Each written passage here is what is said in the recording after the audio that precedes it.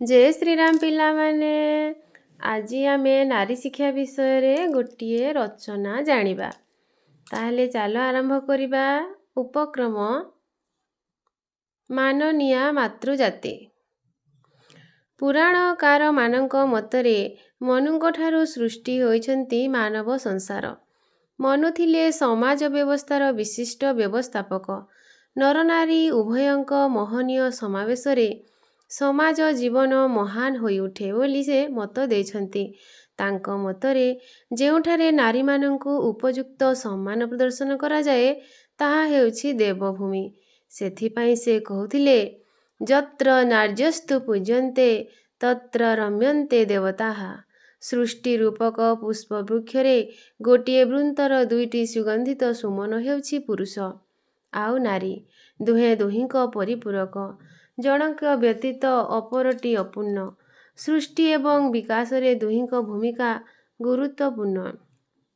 नारी केवल लास्यमयी नर्मदायिनी शय्या संगिनी नुहे, से कर्ममयी, से प्रेरणादायी। पुरुष पाई से कर्म प्रेरणा, से वैज्ञानिकर जीवन स्वप्न करिब कल्पनानेत्र से, कविर कल्पनानेत्र से। तेणु समाजर गठन पालन एवं संचालन क्षेत्र रे तार भूमिका असामान्य।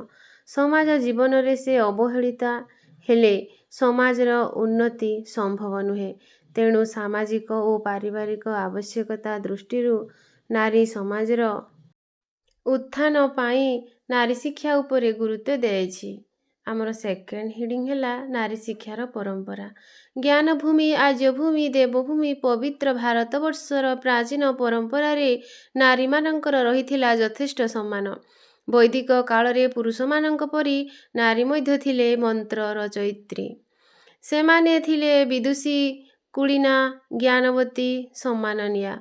होम जाग यज्ञादि वैदिक कर्मकांड रे प्रमुख भूमिका ग्रहण करिथिले गार्गी, मैत्रेयी, लोपामुद्रा, विश्वबारा, लीलावती प्रभृति मनस्विनी तपस्विनी माने। सेमाने वेद वेदांग आदि शिक्षा लाभ पाई ब्रह्मचर्य पालन करी गुरु आश्रम रे शिक्षा लाभ करुथिले। महर्षि वाल्मीकि और कुलपति कंठक आश्रम रे नारी माने शिक्षार्जन करिबा संवाद पुराण पृष्ठा मंडन करिअछि। तर्क, न्याय, मीमांसा, दर्शन, गणित, ज्योतिष, आयुर्वेद प्रभृति शास्त्राध्ययन रे सेमाने थिले प्रवृत्ता। कपिल मुनिक जननी देवहूति आपणार ज्ञान पाई ख्याति लाभ करिथिले। ଏହା ସହିତ ଉନ୍ନତ ଚରିତ୍ର ଗଠନ, ନୀତିବୋଧ, ଆଦର୍ଶର ସୁରକ୍ଷା ଇତ୍ୟାଦି ସେମାନଙ୍କ ଶିକ୍ଷାଗତ ସଂସ୍କାରର ଜ୍ୱଳନ୍ତ ଦୃଷ୍ଟାନ୍ତ ଥିଲା। ଆମ ତୃତୀୟ ହିଡିଂ ହେଲା ନାରୀ ଶିକ୍ଷାର ଅଭ୍ୟୁଦୟ। ଭାରତ ବର୍ଷରେ ଦୀର୍ଘଦିନର ଇଂରେଜ ଶାସନର ଏକ ମଧୁମୟ ଫଳ ହେଉଛି ନାରୀ ଶିକ୍ଷାର ବିକାଶ। ସଂସିତ ସମୟରେ ପାରମ୍ପରିକ ଭାରତୀୟ ଶିକ୍ଷା କ୍ଷେତ୍ରରେ କେତେକ ସଂସ୍କାର ଆନୟନ କରାଯିବା ସହିତ ନାରୀ ଶିକ୍ଷାକୁ ପ୍ରୋତ୍ସାହିତ କରାଗଲା। ପାରମ୍ପରିକ ଭାରତୀୟ ସମାଜର ପ୍ରାଚୀନ ରକ୍ଷଣଶୀଳତାର ଅବରୁଦ୍ଧ ବନ୍ଦୀଶାଳାରୁ ନାରୀମାନଙ୍କୁ ଉଦ୍ଧାର କରି ସେମାନଙ୍କ ଭିତରେ ମୁକ୍ତି ମଶାଲ ପ୍ରଜ୍ୱଳନ କଲେ ଇଂରେଜମାନେ। ଏମାନଙ୍କ ମଧ୍ୟରୁ ତତ୍କାଳୀନ ବଡ଼ଲାଟ ଲର୍ଡ ୱିଲିୟମ ବେଣ୍ଟିକ ଓ ଲର୍ଡ ଡେଲହାଉସିଙ୍କ ଉଦ୍ୟମ ଅବଶ୍ୟ ପ୍ରଶଂସନୀୟ। ଉଡ୍ସ ଡେସ୍ପାଚ ନାମକ ଏକ ଶିକ୍ଷା ସଂକ୍ରାନ୍ତୀୟ ଘୋଷଣାନାମାରେ ନାରୀ ଶିକ୍ଷାର ବିକାଶ ପାଇଁ କିଛି ବ୍ୟୟ ବରାଦ କରାଯିବା ଇଂରେଜମାନଙ୍କର ମହାନୁଭବତାର ପରିଚାୟକ। ଭାରତୀୟ ସଂସ୍କାରବାଦୀ ମନୀଷୀ ସ୍ୱାମୀ ଦୟାନନ୍ଦ ସରସ୍ୱତୀ ଓ ରାଜା ରାମମୋହନ ରାୟ ପ୍ରମୁଖଙ୍କ ଭୂମିକା ଏଥିନିମିତ୍ତ ପ୍ରକୃତରେ ସ୍ମରଣୀୟ। ଊନବିଂଶ ଶତକର ଶେଷାର୍ଦ୍ଧ ଆଡ଼କୁ ନାରୀ ଶିକ୍ଷାର ଯଥାର୍ଥ ବିକାଶ ପରିଲକ୍ଷିତ ହେଲା। 1884 ମସିହାରେ ଗଠିତ ନାରୀ ଶିକ୍ଷା ସଂଘ ପରବର୍ତ୍ତୀ କାଳରେ ଗଠିତ ଭାରତୀୟ ନାରୀ ମଣ୍ଡଳ, ଭାରତୀୟ ନାରୀ ସମାଜ ଇତ୍ୟାଦି ସଂଗଠନଗୁଡ଼ିକ ନାରୀ ଶିକ୍ଷାର ବିକାଶକୁ ତ୍ୱରାନ୍ୱିତ କରିପାରିଥିଲେ।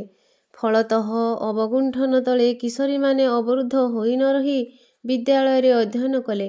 ଦୂରେଇଗଲା କୁସଂସ୍କାରର କଳାପର୍ଦ୍ଦା। ଦେଖାଦେଲା ଶିକ୍ଷାର ନବୀନ ସୂର୍ଯ୍ୟାଲୋକ। ନାରୀମାନେ ଶିକ୍ଷା ଗ୍ରହଣ କରି ଶିକ୍ଷିତ ହେଲେ। କେତେଜଣ ମଧ୍ୟ ଏହି କାଳରେ ଶିକ୍ଷକତା ଆରମ୍ଭ କଲେ। 1916 ମସିହାରେ କାର୍ଲିଙ୍କ ଉଦ୍ୟମରେ ପ୍ରତିଷ୍ଠିତ ମହିଳା ମହାବିଦ୍ୟାଳୟ ନାରୀମାନଙ୍କ ଭିତରେ ଉଚ୍ଚତର ଶିକ୍ଷା ପାଇଁ ସଞ୍ଚାରିତ କଲା ନୂତନ ଆଶାର ଅଙ୍କୁର। ପରବର୍ତ୍ତୀ କାଳରେ ହାରଟୋଗ କମିଟି ଏବଂ ରାଧାକ୍ରିଷ୍ଣ କମିଶନ ଇତ୍ୟାଦି ଏହି ଅଙ୍କୁରିତ ବୀଜକୁ ବନସ୍ପତିରେ ପରିଣତ କରିବାକୁ ଚେଷ୍ଟା କରୁଥିଲେ। ପୁଣି ଆସିଲା ଆମର ନେକ୍ସଟ, ସ୍ୱାଧୀନ ଭାରତରେ ନାରୀ ଶିକ୍ଷାର ବିକାଶ। ଦେଶର ସ୍ୱାଧୀନତା ପ୍ରାପ୍ତି ପରେ ଭାରତ ସରକାର ନାରୀ ଶିକ୍ଷାର ବିକାଶ ଘଟାଇବାର ଉଦ୍ୟମ କରି ଯଥେଷ୍ଟ ସଫଳତା ଲାଭ କରିଅଛନ୍ତି। ସମ୍ବିଧାନର 16 ଉପଧାରାରେ ନାରୀ ଶିକ୍ଷାର ବିକାଶ ପାଇଁ ନାରୀମାନଙ୍କୁ ସର୍ବାଧିକ ସୁବିଧା ସୁଯୋଗ ପ୍ରଦାନ କରିବା ପାଇଁ ବ୍ୟବସ୍ଥା ରଖାଯାଇଛି। ବାଳିକାମାନଙ୍କର ଶିକ୍ଷା ବିକାଶ ପାଇଁ ସ୍ୱତନ୍ତ୍ର ବିଦ୍ୟାଳୟମାନ ପ୍ରତିଷ୍ଠା, ଦରମା ଛାଡ଼, ପାଠ୍ୟୋପକରଣ ଯୋଗାଣ ଇତ୍ୟାଦି ଦ୍ୱାରା ନାରୀ ଶିକ୍ଷା ପ୍ରତି ଆଗ୍ରହ ସୃଷ୍ଟି କରାଯାଇଛି। ନାରୀ ଶିକ୍ଷାର ପ୍ରସାର ଫଳରେ ସ୍ୱାଧୀନ ଭାରତରେ ବହୁ ନାରୀ ଉଚ୍ଚଶିକ୍ଷା ପ୍ରାପ୍ତ ହୋଇଅଛି। ନାରୀ ସ୍ୱାସ୍ଥ୍ୟ, ବାଣିଜ୍ୟ, ରାଜନୀତି, ଶିଳ୍ପାୟନ, ପ୍ରଶାସନ, ପୋଲିସ ସେବା, ମହାକାଶ ଯାନ ଚାଳନା, ପ୍ରତିରକ୍ଷା, ବ୍ୟାଙ୍କ ସେବା ପ୍ରଭୃତି ବହୁ ଗୁରୁତ୍ୱପୂର୍ଣ୍ଣ ବିଭାଗରେ ନାରୀମାନେ କୃତିତ୍ୱ ପ୍ରଦର୍ଶନ କରିବାରେ କ୍ଷମ ହେଲେଣି। ଫଳତଃ ସ୍ୱାଧୀନ ଭାରତରେ ନାରୀ ଶିକ୍ଷାର ବ୍ୟାପକ ପ୍ରସାର ପରିଲକ୍ଷିତ ହୋଇଛି। ନେକ୍ସଟ ହେଲା ଆମ ନାରୀ ଶିକ୍ଷାର ପ୍ରମୁଖ ସମସ୍ୟା। ରୂଢ଼ିବାଦୀ ସମାଜ ବ୍ୟବସ୍ଥାର ରକ୍ଷଣଶୀଳତା ନାରୀ ଶିକ୍ଷା କ୍ଷେତ୍ରରେ ପ୍ରଧାନ ସମସ୍ୟା। ଏବେ ବି ଆମ ସମାଜର ଅନେକ ରକ୍ଷଣଶୀଳ ମଣିଷ ନାରୀ ଶିକ୍ଷାର ତୀବ୍ର ବିରୋଧ କରନ୍ତି। ସେମାନଙ୍କ ଧାରଣା, ଝିଅ ଜନ୍ମ ଚୁଲି ମୁଣ୍ଡକୁ, ରନ୍ଧା ବଢ଼ା, ସନ୍ତାନ ଜନ୍ମ, ସ୍ୱାମୀ ସେବା ଇତ୍ୟାଦି ଭିତରେ ସେ ସୀମିତ ରହିବା ଉଚିତ। ଏହା ନକରି ନାରୀ ଶିକ୍ଷା ପ୍ରାପ୍ତ ହେଲେ ସମାଜ ରସାତଳଗାମୀ ହେବ, ସମାଜରେ ଅଧର୍ମ ବଢ଼ିବ, ସକଳେ ନାଶ ଯିବେ। ତେଣୁ ଶିକ୍ଷାର ସୁଯୋଗ ଥିଲେ ବି ଏହି ଧରଣର କେତେକ ମଣିଷ ସେମାନଙ୍କ କନ୍ୟାଙ୍କୁ ଶିକ୍ଷାଳୟକୁ ନ ପଠାଇ ବରଂ ଘର କୋଣରେ ବାନ୍ଧି ରଖନ୍ତି। ଅତି ଅଳ୍ପ ବୟସରେ ବି ସେମାନଙ୍କୁ ବାହା ଦେଇ କନ୍ୟା ପିତାର ମହାନ କର୍ତ୍ତବ୍ୟ ସମ୍ପାଦିତ ହେଲା ବୋଲି ଅନେକ ଆତ୍ମତୃପ୍ତି ଲାଭ କରନ୍ତି। ପୁନଶ୍ଚ ଅନୁନ୍ନତ ପରିବାରର କନ୍ୟାକୁ ଉଚ୍ଚଶିକ୍ଷା ଦେବା ପାଇଁ ଲୋକେ ଭୟ କରୁଛନ୍ତି। ଉଚ୍ଚଶିକ୍ଷା ଦେଲେ ତାର ବିବାହ କାଳରେ ଉଚ୍ଚଶିକ୍ଷା ପ୍ରାପ୍ତ ଜାମାତାଟିଏ ଯୋଗାଡ଼ କରିବାକୁ ହେବ ଓ ଏଥିନିମିତ୍ତ ଅଧିକ ଯୌତୁକ ଦେବାକୁ ହେବ ବୋଲି ସେମାନେ ଭୟ କରୁଛନ୍ତି। ଶ୍ରମଜୀବୀ ପରିବାରର ପିତାମାତା ଶ୍ରମକୁ ଯିବା ପରେ କନ୍ୟାଟି ରନ୍ଧନ ଓ କନିଷ୍ଠମାନଙ୍କର ଲାଳନ ପାଳନ ଭଳି ଗୁରୁଦାୟିତ୍ୱ ବହନ କରିବାକୁ ବାଧ୍ୟ ହେଉଛି। କେତେକ ଉଚ୍ଚଶିକ୍ଷାପ୍ରାପ୍ତ ମହିଳା ମଧ୍ୟ ସମାଜରେ ଆଧୁନିକତା ନାମରେ ଉଗ୍ରତା ପ୍ରକାଶ କରି ସାମାଜିକ ଓ ସାଂସ୍କୃତିକ ଅବକ୍ଷୟର କାରଣ ସାଜିଛନ୍ତି। ଏହା ବ୍ୟତୀତ ସମାଜରେ ଅଦ୍ୟାବଧି ନାରୀ ଶିକ୍ଷା ସମ୍ପର୍କୀୟ ସମ୍ପୂର୍ଣ୍ଣ ସଚେତନତା ସୃଷ୍ଟି ହୋଇପାରି ନାହିଁ। ଅନେକ କ୍ଷେତ୍ରରେ ନାରୀ ଶିକ୍ଷା ପାଇଁ ଉଦ୍ଦିଷ୍ଟ ସରକାରୀ ଯୋଜନାଗୁଡ଼ିକର ବିଫଳତା ଏବଂ ସୀମିତ ଅର୍ଥ ବିନିଯୋଗ ଏ କ୍ଷେତ୍ରରେ ସମସ୍ୟା ସୃଷ୍ଟି କରୁଛି। ନେକ୍ସଟ ହେଉଛି ଆମ ନାରୀ ଶିକ୍ଷାର ଉପଯୋଗିତା। ନାରୀ ଓ ପୁରୁଷ ସମାଜର ଦୁଇଟି ପ୍ରମୁଖ ଅଙ୍ଗ। ନାରୀ ଯଦି ଅଶିକ୍ଷାର ଅନ୍ଧକାର ମଧ୍ୟରେ କାଳାତିପାତ କରେ ତେବେ ସମାଜର ଅଙ୍ଗହାନି ଘଟିବ। ସମାଜର ସର୍ବାଙ୍ଗୀନ ଉନ୍ନତି ପାଇଁ ନାରୀ ଶିକ୍ଷା ଏକାନ୍ତ ଆବଶ୍ୟକ। ନାରୀ ଶିକ୍ଷାର ବିକାଶ ଦ୍ୱାରା ଉତ୍ତମ ପାରିବାରିକ ଓ ସାମାଜିକ ଜୀବନ ଗଠିତ ହୋଇପାରିବ। ଶିକ୍ଷିତା ନାରୀଟିଏ ଗୋଟାଏ ପରିବାରକୁ ଶିକ୍ଷିତ କରିବାରେ ସହାୟତା କରିଥାଏ। ଶିକ୍ଷିତା ନାରୀର ସାମାଜିକ ଦାୟିତ୍ୱବୋଧ ଅନେକ। ସେ ସନ୍ତାନ ଜନ୍ମ ଦେବା ସହିତ ଏହାର ପାଳନ, ଏହାର ଶିକ୍ଷାରେ ସହାୟତା କରିପାରିବ।